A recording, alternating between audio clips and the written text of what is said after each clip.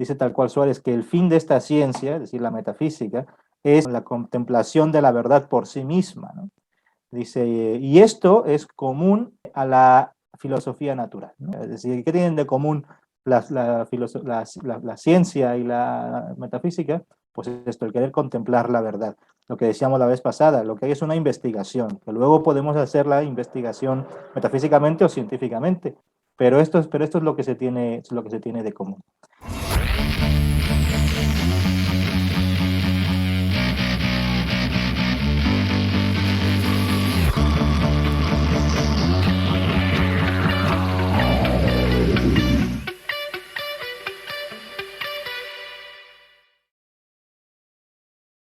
Hoy vamos a hablar de Francisco Suárez y de Hegel, concretamente como muestras, como ejemplos de ser filósofos o metafísicos físicamente responsables.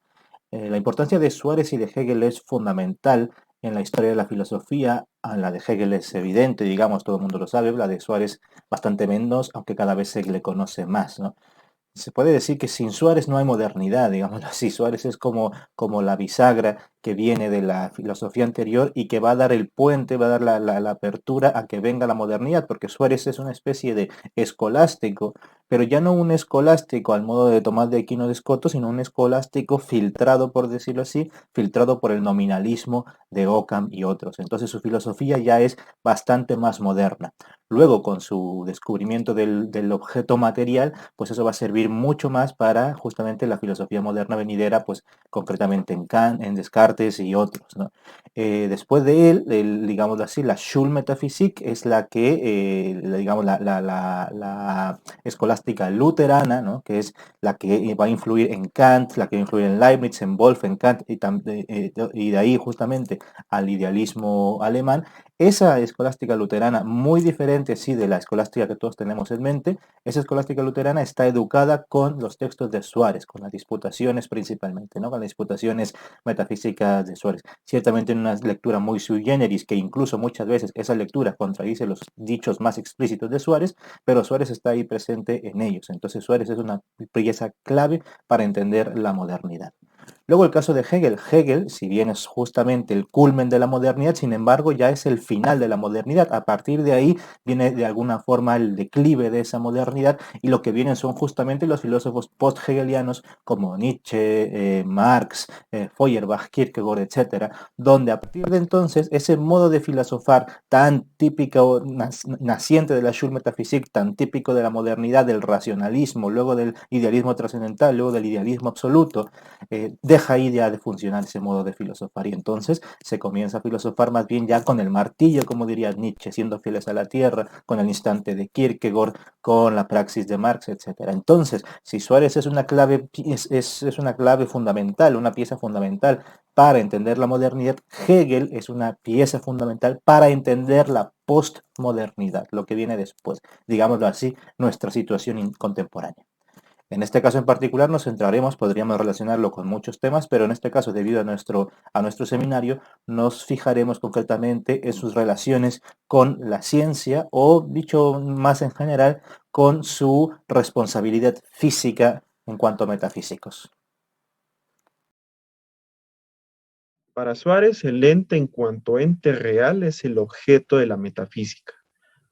Podría decirse impropiamente que lo real es un trascendental para Suárez máximamente común a todas las cosas, incluido Dios. En cuanto a las sustancias, ya sea en sí inmaterial o material, pues tienen en común que son reales. Por ello, Suárez apela a que a su consideración del objeto de la metafísica está presente en Aristóteles y a la mayoría de los escolásticos. La metafísica no refiere absolutamente nada extrínseco a la realidad, sino a su aspecto más profundo en cuanto puede ser inteligido. Además, la metafísica, si bien no puede conocer los objetos particulares de las ciencias por investigar el objeto más abstracto y trascendental, requiere de las ciencias mismas para constituir el comienzo de su saber. Suárez va a esclarecer la relación entre las ciencias y la metafísica. Como es sabido, la metafísica es la primer ciencia en orden de eminencia y la última en adquisición. Y esto no es trivial. Justamente ahí es donde está el principio de responsabilidad física. La consideración que tiene el eximio de las ciencias es de conocimientos que, si bien parten o se alimentan de ciertos principios metafísicos, como el principio de no contradicción, no son menos importantes que la metafísica en razón de contenido, ya que forman parte de la inclinación humana al saber. Ese saber científico requiere de la metafísica no para que ésta le otorgue sus objetos, sino que la ciencia metafísica, capaz de pensar y dilucidar los conceptos más generales, ceñidos a la realidad misma, pueda delimitar los objetos del saber científico. En este sentido, ente, en cuanto ente real, delimita el objeto del entendimiento para poderle conocer. Pero este ente no es una ficción, es un trascendental presente en la totalidad de las cosas mismas y referido a las cosas mismas. Y bueno, pues aquí es bastante claro que cuando Suárez relaciona las ciencias con la metafísica, pues sí sigue esta idea muy típica de esta jerarquía de la teología en la cúspide y las ciencias más particulares pues hasta abajo. Pero lo interesante es que esta gradación de saberes no va en función, digamos, de cuál es más importante o cuál es más valiosa en sí misma en razón del contenido, sino de que los primeros saberes, digamos en este caso las ciencias particulares, de alguna forma preparan el camino para poder pensar metafísicamente. Y por eso explica también en algún pasaje de la sección cuarta que la metafísica debe ser, al menos de las ciencias, la última en adquirirse, mas no la primera, ya que para poder hablar propiamente de los objetos metafísicos, hay que conocer los objetos, digamos, físicos. Y es aquí donde se puede dibujar y apreciar dónde está esa responsabilidad física.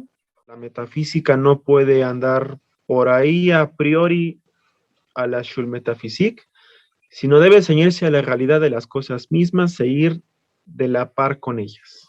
Y eso sería todo. Muchas gracias. Esto es una defensa a los ataques que se le han hecho a Hegel en torno a su quizá desdén por la forma en la que se ha trabajado o en la que se trabajó las ciencias en su época. Se llegó a decir que Hegel no tenía preocupación por las ciencias, pero en realidad su preocupación era aún mayor, quizá. Estaba tan preocupado por ello que quería dar o aportar un sistema que permitiera que estas ciencias tuvieran un fundamento metafísico claro y que así se facilitara todo el estudio de las mismas sin que se cayera en dogmatismo o en visiones netamente mecánicas de la realidad. ¿Okay? Es importante esto, la dialéctica, el método dialéctico, perdón, busca un movimiento, ¿okay? Es un devenir, es un movimiento entre lo que puede ser y lo que es. Ese movimiento es todo el meollo del asunto en Hegel, es todo lo que estamos buscando que se presente en la realidad de las ciencias empíricas. Queremos, bueno, Hegel busca que esto se dé en la realidad de las ciencias empíricas y que la metafísica logre ver este movimiento en las ciencias empíricas. Sin este método, entonces las ciencias empíricas se ven también de una forma aislada y se cometen errores respecto de conceptos versus realidades que en Hegel son no bien la misma cosa, sino que se refieren y se refieren necesariamente el uno con el otro.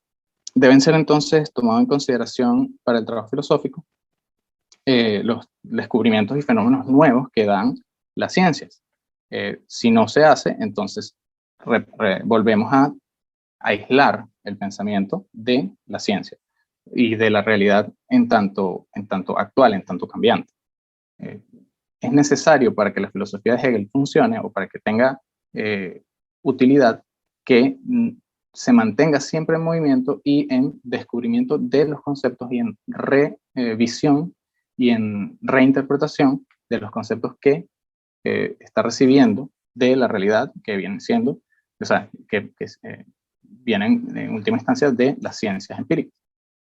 Quizá para finalizar, en lo concerniente a la responsabilidad científica, más que el ejemplo que nos está dejando la manera en que el autor decidió construir su sistema filosófico, es que, como mencioné al principio, se encontró una metodología que exige una seriedad muy grande al momento de establecer conceptos, en el sentido de que no solo toman en cuenta el contexto de las ciencias empíricas, sino que es muy consciente de las consecuencias del anquilosamiento del pensar. Mientras la dialéctica se mueve, tienen sentido los vínculos que se generan en los conceptos y todas las jerarquías que se producen y las maneras en las que esto nos permite interpretar la realidad. Justamente Hegel, entonces, es nuestro ejemplo más claro de la modernidad en torno a esta preocupación por integrar el trabajo metafísico y los conceptos filosóficos a las ciencias, o mejor dicho, a las ciencias al trabajo filosófico. Bien, con esto termino. Para los metafísicos, la filosofía, y en concreto estos dos que hoy estamos revisando, la metafísica siempre es un estudio de la realidad, no de la idealidad, del a priori por sí mismo, de los conceptos, sino de la realidad. Dice, las operaciones de la mente para ser rectas y verdaderas han de estar proporcionadas a las cosas mismas y conmensuradas con ellas. Es preciso que dichos instrumentos de la mente se fundamenten de alguna manera en las cosas mismas, ¿no? Esto hay que irlo teniendo claro. Entonces, los propios filósofos, cuando vamos a ver qué es lo que dicen, pues dicen justamente que la filosofía, la metafísica en este caso, no es una cuestión de ideación y ya está, sino que esas ideas deben estar conmensuradas, dice, ut recte sin vere, para que sean rectas y verdaderas, deben ser proporcionadas y conmensuradas, dice, a las rebus ipsis, a las cosas mismas, siempre. Esto es crucial. Y para dejarle abierto el debate, voy a leer una pequeña frase, un párrafo, de Jean Hippolyte. Jean Hippolyte fue uno de los mayores conocedores del pensamiento de Hegel, que dice lo siguiente, hablando de Hegel naturalmente: el objeto propio de la filosofía, dice Hegel, es la realidad efectiva, Wirklichkeit. Esta categoría de la lógica, que designa la unidad concreta de la esencia y de la apariencia, esta manifestación en la que solo se manifiesta ella misma y que no experimenta su necesidad en una inteligibilidad separada, sino en su propio movimiento y desarrollo. Que esta realidad se comprenda a sí misma y se exprese como lenguaje humano es lo que Hegel denomina el concepto, o el sentido ya inmanente al ser del saber absoluto, del que dice que es, y cita Hegel, es la reflexión que, siendo ella misma simple, es para sí la inmediación como tal, el ser que es la reflexión en sí mismo, ¿no? Tengan en cuenta que esta es una cita de la fenomenología del espíritu, en donde también el propio Hegel dice, y esto lo tengo fresco porque estoy haciendo un artículo, dice Hegel que la razón es la Gewissheit, la certeza de la conciencia, de que la conciencia es ella toda la realidad, ¿vale? Esta es la idea. Lo que quiere hacer Hegel no es rebajar, o digámoslo así, sí, no es hacer de la metafísica una ciencia empírica. Lo que quiere es elevar las ciencias empíricas al nivel metafísico, por así decir, que es lo que dice en el parágrafo 12 de la enciclopedia. Pues bien, dicho eso, y gracias a las exposiciones de los dos, pues podemos abrir el debate.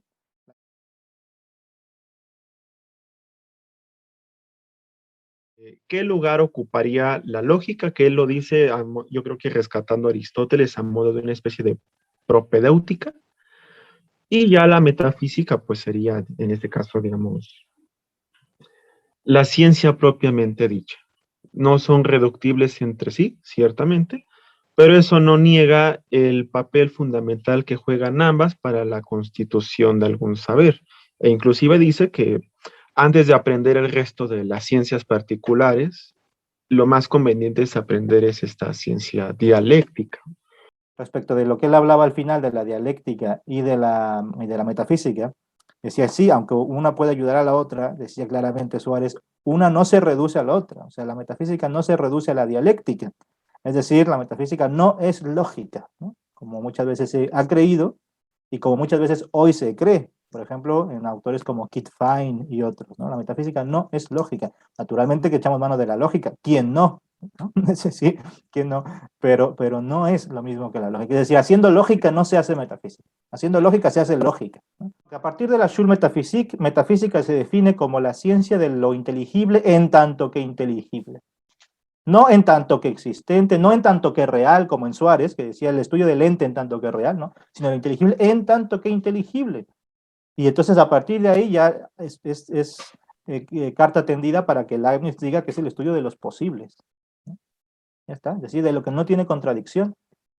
¿Y qué no tiene contradicción? Pues justamente las verdades de derecho, las verdades propter quid, las verdades a priori, y ya lo tienes construido.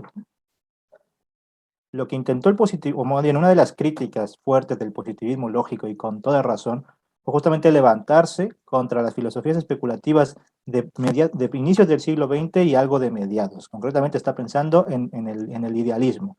Quiere contraatacar las filosofías a priori, como le llamaron ellos.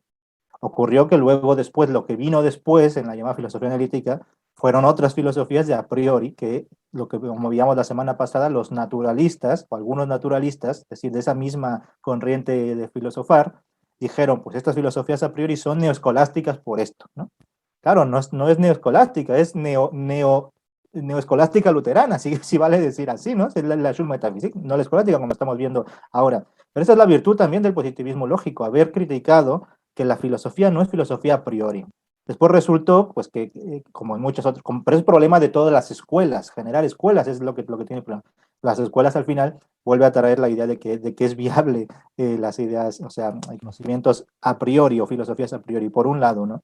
Lo que está claro y a partir de esto es que hay que, nuestra idea de ciencia y nuestra idea de filosofía, hoy no solamente son, sino que tienen que ser muy distintas a como han sido en otro momento. Cuando decimos ciencia, no podemos pensar en la ciencia de Newton como ejemplo de ciencia, ¿no? Es decir, lo decíamos también la semana pasada, justamente citando a uno de estos naturalistas. ¿Por qué nos fijamos en Newton como ejemplo de ciencia si a la postre es falso? Para eso, pues fijémonos en Aristóteles o fijémonos en donde sea. No, no. Ya hoy la ciencia significa otra cosa. Ya ni siquiera se habla de ley, justamente con ese carácter a priorístico, necesario, etcétera, sino se habla más bien de efectos, ¿no? No se habla de la ley Compton, sino del efecto Compton, de la ley túnel, del efecto túnel. Es otra cosa, es decir, ya la ciencia no se quiere mover tanto en el terreno de las causas cuanto de los efectos, justamente. Esto es hay que ir cambiando nuestra idea de ciencia, que no es apodíctica, a priori, necesaria, universalmente verdadera, esa clase de cosas con mucho cuidado, como decía Manuel. Y en filosofía lo mismo.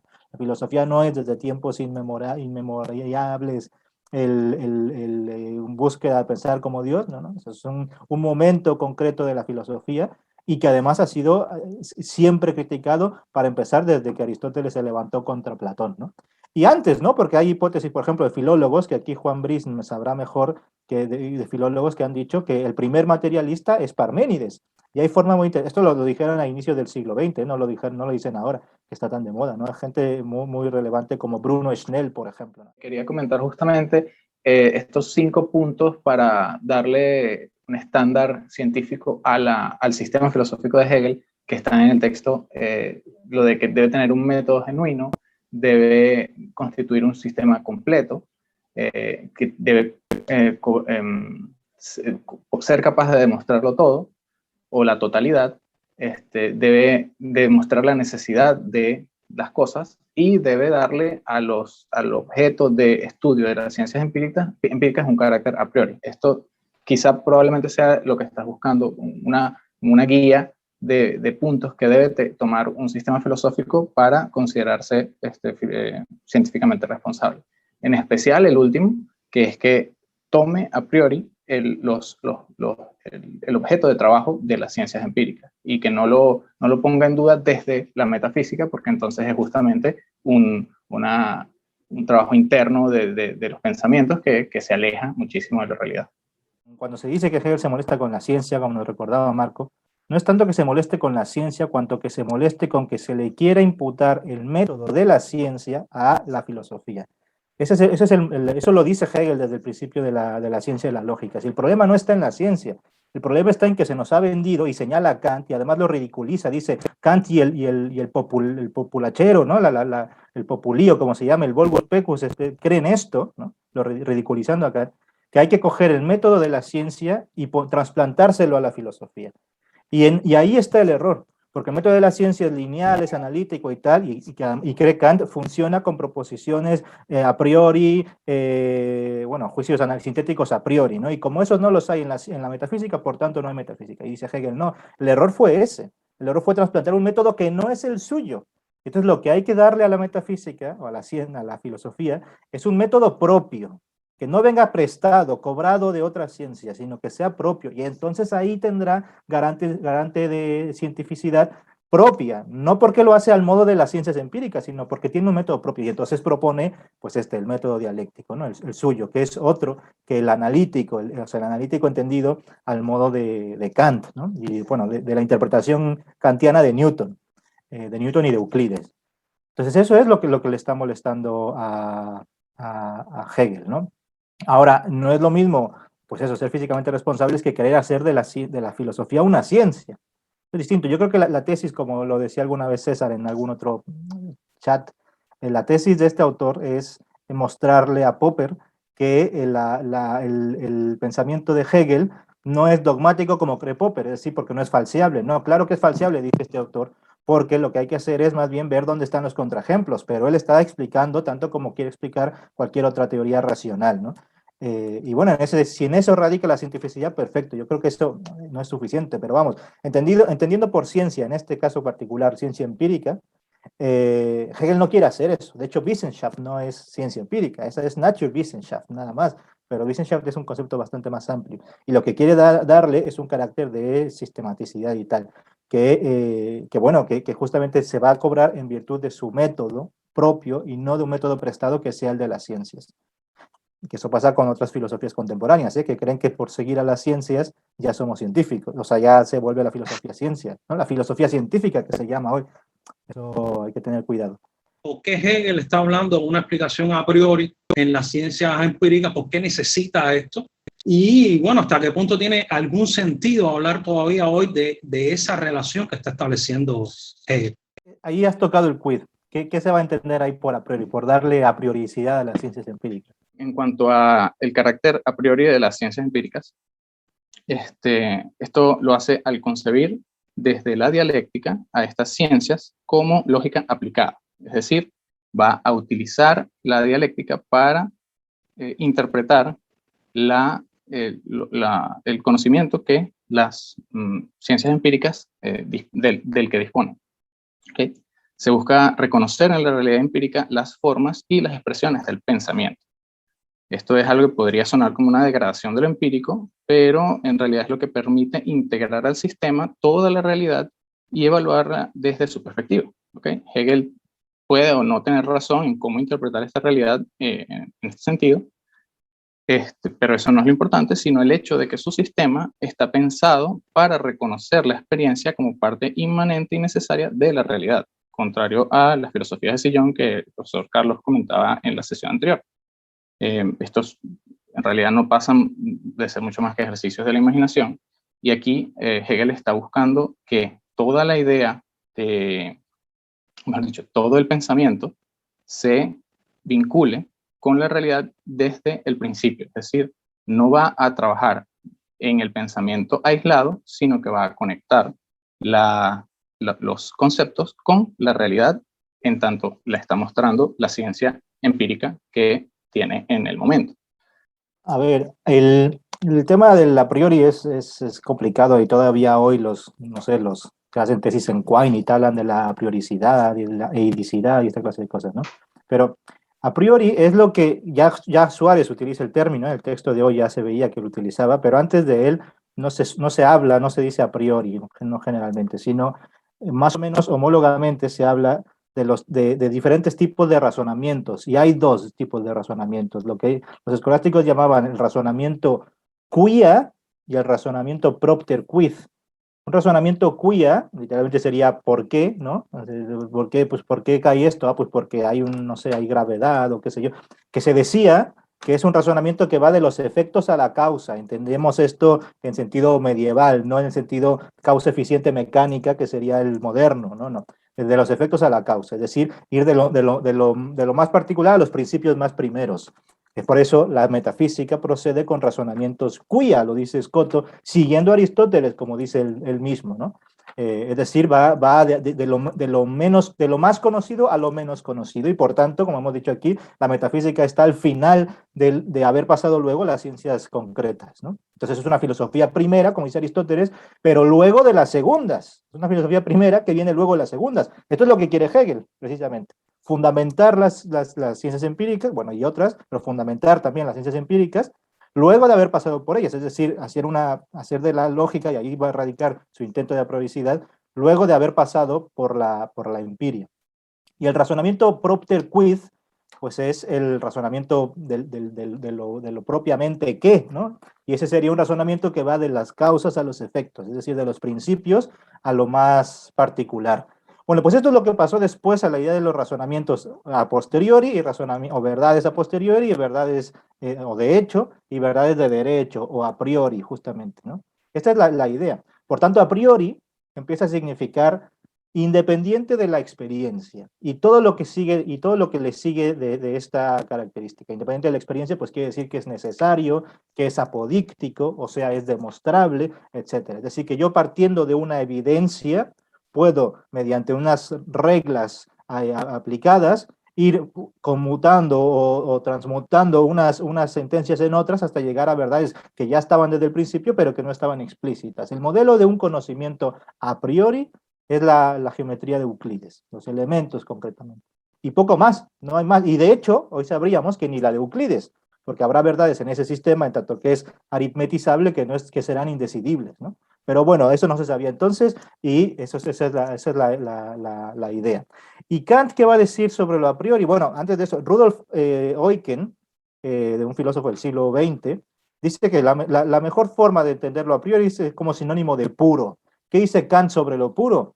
Se llama puro, lo digo porque lo tengo aquí en el artículo se llama puro todo conocimiento que no está mezclado con nada extraño. Pero en particular se llama absolutamente puro un conocimiento en el que no hay mezcla ninguna de experiencia ni de sensación, el cual por tanto es posible enteramente a priori. Un conocimiento puro es posible a priori. ¿Por qué? Porque no hay experiencia, no hay sensación ahí. Ahora bien, la razón es la facultad que suministra los principios del conocimiento a priori para Kant. Por eso, razón pura es aquella que contiene los principios para conocer algo absolutamente a priori. Esta es la idea, conocer algo, según Kant, sin necesidad de la experiencia ni de la sensibilidad. Bueno, es esto lo que quiere decir Hegel con a priori. Esto es lo interesante. Quiero pensar, insisto, que a lo mejor soy ingenuo, que cuando este hombre Forster dice que Hegel lo que quería era darle a prioricidad a las ciencias desde la metafísica, habida cuenta de que, una vez más, la metafísica viene al final, es decir, cuando el ave de Minerva y todo esto, es que como descubren los principios, te das cuenta de que estos principios son supuestos aplicados en la filosofía natural, en la biología, que de hecho no quiero dejar pasar la oportunidad de decir que es significativo que el sistema de Hegel sea un sistema móvil, por así decirlo, y que la biología sea la ciencia del siglo XIX. Lo que sí quiere es fundamentar esas ciencias, y en todo caso no es que quiera justamente bajar, digámoslo así, el estatus que Hegel le quiere volver a dar a la ciencia, a la metafísica, perdón, a la filosofía, a un nivel empírico de ciencia de hechos, sino más bien poder fundamentar las ciencias de hechos en algo que no sea puramente factual, ¿no? Y ahí radicaría lo propiamente a priori. Este es el intento hegeliano, que por lo demás, y respondiendo un poco a la pregunta de Giovanni, si eso hoy algo tiene que ver, bueno, probablemente con lo de a priori no tenga nada que ver hoy, no sea posible en lo absoluto. Pero definitivamente que de alguna forma todas las filosofías primeras habidas y que están por haber traten de hacer un esfuerzo por fundamentación de otras filosofías segundas, si se quiere, eso definitivamente. Lo que hay que ver es ahora cómo lo hacemos con nuestra razón, que ya no es la razón pura, justamente. Y que por lo demás, y entre paréntesis, esa razón pura solo va desde la Schulmetaphysique hasta el idealismo alemán. No está antes, ¿vale? No está, los medievales, precisamente, a propósito de que estamos aquí tratando a Suárez también, que yo no sé si habría que llamarlo medieval o tal, pero los medievales, justamente, si me permitís, hablando, justamente siempre hablan no de la razón pura, sino que ponen un contradistinto a lo que después se llamará razón pura y hablan constantemente de la razón natural, una y otra vez. Ese famoso naturalismo del que hoy se habla, ¿no? ¿Por qué? Porque en la razón natural no caben verdades supernaturales, ¿no? Y eso es iterativo en los escolásticos, no en la Schul metafísica. Hay que filosofar siempre, y dice Suárez en este texto precisamente, quantum ex creaturis manifestari potes lumini natural intellectus humani, por lo que se puede manifestar a la luz natural del intelecto humano, desde, o sea, o por ser criatura, justamente, al contrario de lo que va a decir Hegel, justamente, que no quiere pensar desde las criaturas, sino que lo que quiere es mostrar die Darstellung Gottes, ¿no? La exposición de Dios, antes, dice él, de la creación, vor der Erschaffung, ¿no? Antes de la creación. Entonces, ahí hay una distinción importante entre las dos formas de ser más o menos físicamente responsables, que uno está diciendo abiertamente, hay que pensar con la razón natural, y por tanto, ex sensibilibus, ex creatura, desde el pensamiento que podemos tener, que es el de criatura, mientras que Hegel dice, no, hombre, no, a mí sí me interesa pensar como Dios, o sea, mostrar la exposición de las cosas antes de ser creadas, ¿no? Ahí hay una distinción importante que precisamente tiene que ver con esto del a priori y de lo puro, que no está en Suárez, por ejemplo, ¿no? Y que por lo demás hoy no puede estar. Una pregunta, porque yo veo que, bueno, como científico, a los filósofos siempre como que les ha inquietado desde tiempos memorables esto de razonamiento a priori, partir de verdades eternas, ¿sí? Pero lo encuentro paradójico, porque aparte de eso, y tal como ocurre mucho hoy con filósofos analíticos y eso, dicen, bueno, emulamos la ciencia, pero en la ciencia no tenemos nosotros ningún tipo de juicio a priori. De hecho, lo que decía César delante, de que lo más que podemos tener son como supuestos, donde partimos ciertas teorías con supuestos, pero no es que esos supuestos sean intocables tampoco. O sea, uno plantea supuestos, genera una teoría, va a la experimentación, y claro, si la experimentación da buenos resultados, es como una retroalimentación para, ¿cómo decirlo?, para fortalecer esos supuestos. Pero uno nunca está libre de que a veces ciertos resultados van en contra de esos supuestos y ya uno tiene que volver a replantearse toda la teoría, replantear esos supuestos, y eso es lo que ha pasado históricamente desde el tiempo de Galileo, Newton, o sea, tantos supuestos que se tuvieron tiempo atrás, algunos científicos casi metían las manos al fuego por eso, pero ya no, ya, y entonces, no, al menos nosotros en la ciencia como que no tenemos mucho esa ansiedad de tener certeza absoluta de conocimiento eternos, puros, es decir, no, o sea, nosotros vemos la realidad como más turbia, así, más borrosa, así, entonces llegar a conocimiento así tan puro como que, no sé, o sea, la realidad es algo, o sea, lo que vemos con la ciencia es algo mucho más complejo. Entonces mi pregunta es, ¿por qué quizás los filósofos a veces se enfrascan tanto en eso? Y si realmente buscan emular quizás lo bueno de la ciencia, quizás es ser más abierto a esta especie de retroalimentación. O sea, se plantea un sistema, hablemos no de juicio o razonamiento a priori, pero también plantear como supuesto, pero que vaya a hay una especie de retroalimentación. Yo al menos lo que veo con lo que hacen con esta rama de la reología, como que buscan eso. Yo noto así como que buscan eso. Pero bueno, los reólogos lo buscamos porque los filósofos siempre lo han buscado así. Esto de que desde tiempos inmemoriales los filósofos han querido el conocimiento a priori, no.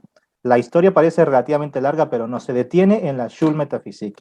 Es el idealismo alemán. Concretamente, yo no sé si Hegel en particular, que es un caso muy específico que hay que ver, pero definitivamente está en Schelling y en Fichte, que viene de Kant, que viene de la bueno, del racionalismo y del empirismo, que también comparte los mismos supuestos, ¿no? de pureza en última instancia, ¿no? Una impresión pura por eso no puedo yo tocar este boli, lo que toco es la impresión del boli, pero no el boli, ¿no? Etcétera. Y eso de la Schulmetaphysik, y ahí se detiene. Y si uno va a Kant al final de la crítica de la razón pura, que nadie la lee completa, se lee lo del espacio-tiempo y se acabó, no, al final justamente el último apartado dice la historia de la razón pura. y hace su historia como bien puede en 3 páginas. Y concretamente nunca cita a un solo filósofo escolástico, se va directamente a Wolff y a Leibniz, y de ahí se va a Platón. Ya está, porque divide naturalmente el racionalismo, que es el dogmatismo, y a los escépticos, que son el empirismo. Ahí habla de Locke y de Hume, y de los otros de Leibniz, Wolff. Y luego de ahí se va hasta atrás a Platón. Lo distingue de Epicuro y de Aristóteles. Y es Platón en quien inserta directamente esta idea de la razón pura, de la razón a priori. Y ya está, en efecto. Pero justamente la primera reacción filosófica ante estos a priori, estos lugares hiperuráneos, ¿no? Encima del cielo y tal, es decir, supernaturales, la primera reacción es Aristóteles. Desde el surgimiento de la filosofía, quien se opone a decir que eso sea posible, que la filosofía esté ahí, se mueva ahí, es Aristóteles. Es decir, surge con la propia filosofía el conflicto con esto que tú dices de que los filósofos han querido ser, no, han querido, no, ha querido Platón. Después, todos los teólogos platónicos, que son los neoplatónicos, no los filósofos, hombre, sí, por eso les venía muy bien Platón, y hasta la Schulmetaphysique, ¿no? Entonces, esto Oye, hay que tenerlo considerado muy brevemente. Y esto es muy interesante, ahora te doy la palabra. Claro, en ciencia, por ejemplo, Newton, ¿por qué funciona en 3 dimensiones, en R3? Yo puedo matemáticamente meter las dimensiones que quiera, y funciona. Pero ¿por qué nos quedamos con R3 y no con una dimensión, los grados de libertad que nos apetezcan? Porque ese modelo R3 es el que mejor responde a los observables. Pues precisamente. Así es como funciona también la filosofía. ¿Por qué no nos quedamos con Kant y después necesitamos a Hegel y después necesitamos a tal? Pues porque es el que mejor va respondiendo a los observables conforme lo que vamos aprendiendo, ¿no? Conforme la evidencia disponible que se diría, ¿no?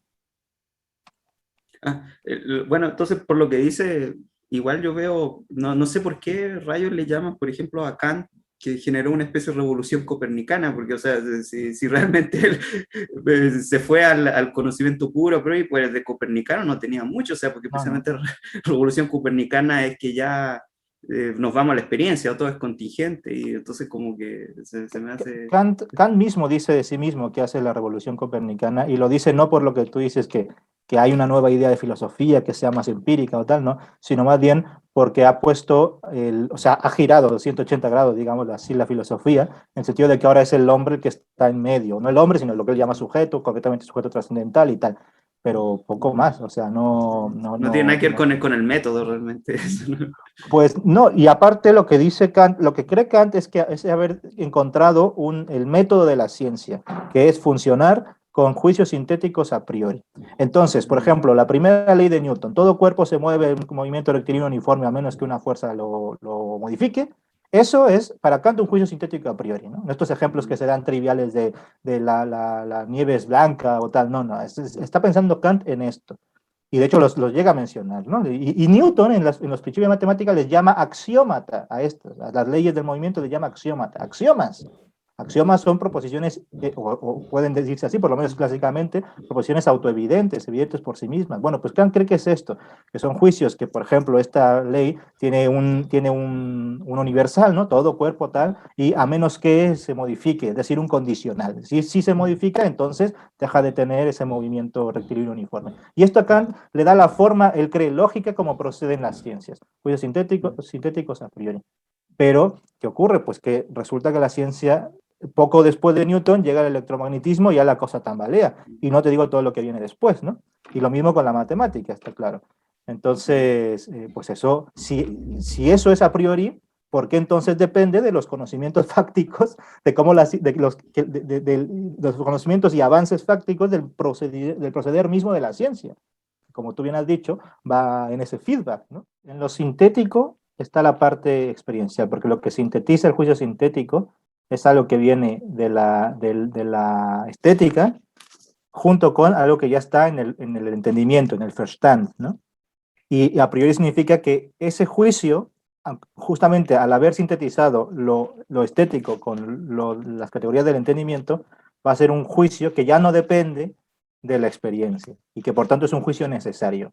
Esto de la primera ley de Newton es el ejemplo típico y además el que está pensando Kant, porque no está diciendo un coche acelera a 100 kilómetros por hora y tal. No, todo eso es empírico. Eso no importa, lo que importa es que si ese coche, como cualquier otro objeto, como cualquier otra masa, es soltada en un sí que es un movimiento inercial y ya está, ¿no? Eso es lo que le interesa, como encontrar la forma estructural, o judicativa en este caso, en virtud de la cual después tú dices que, claro, ese coche ha frenado y por tanto ha modificado su aceleración. Y entonces ya hay ahí, no sé, lo que pasa dentro deja de ser un sistema inercial, qué sé yo. Pero lo que importa es encontrar esa forma, pues sí, a priori justamente, que no dependa de la experiencia de los coches, sino que sea un coche o lo que sea que sintetices, los coches, el boli, las piedras, lo que sea que sintetices, se comportaría como dice la primera ley de Newton. Quería formularle una pregunta a Manuel David, porque él ha comentado ahora que física, el concepto de a priori es algo completamente ajeno, ¿no? Que no se trabaja con él, ¿no? Entonces, a mí me viene la reflexión de qué es lo que ocurre con la física teórica cuando formula una hipótesis, que es absolutamente nueva, ¿no? Es decir, una hipótesis científica no tiene ese concepto de a priori incluido en el propio desarrollo de una teoría. El tema de cómo se generan las hipótesis en la ciencia es un terreno muy truculento realmente. Hay gente que lo simplifica y dice, no, hagamos un razonamiento inductivo y ya ahí lo generamos. Pero si uno va a la historia de la ciencia, hasta a veces hay simplemente inclinaciones hasta religiosas o estéticas para generar hipótesis. Entonces, otra cosa distinta a lo que suele suceder, y a veces sí, bueno, no vamos a entrar a juzgar, pero una práctica que a veces no es tan, digamos, no quiero decir la palabra honesta, pero cuando un científico, por ejemplo, no sé, ponte el ejemplo, el caso de la teoría del estado estacionario, por ejemplo, con Hoyle, por ejemplo, que hasta último momento se negaba a aceptar el Big Bang porque le veía como ciertas resonancias teológicas y decía, no, la materia se va creando en el universo, tenemos un estado estacionario y ya, y ahí no tenemos creación ni nada de eso. O sea, en la historia de la ciencia y de la física tenemos varios ejemplos de científicos como que se han comprometido mucho con los supuestos de sus teorías. No sé, por decirte algo, ahora muy actual, la teoría de cuerdas, el universo está conformado por pequeñas cuerdas y hay documental y todo, y hay científicos que hasta publican libros, eso, pero la teoría de cuerdas no tiene ninguna evidencia observacional ahora, ninguna, y desde como 50 años que no tiene ninguna evidencia observacional. Y de hecho se sospecha que ni siquiera sea posible, porque precisamente uno genera algún tipo de predicción y si no se comprueba, pues hay una forma de arreglar la teoría para que para que no se falsee, ¿me entiendes? Entonces, pero hay gente que hasta ahora trabaja en teoría de cuerdas y dice, no, la realidad está conformada por cuerdas. Y entonces, al final, eso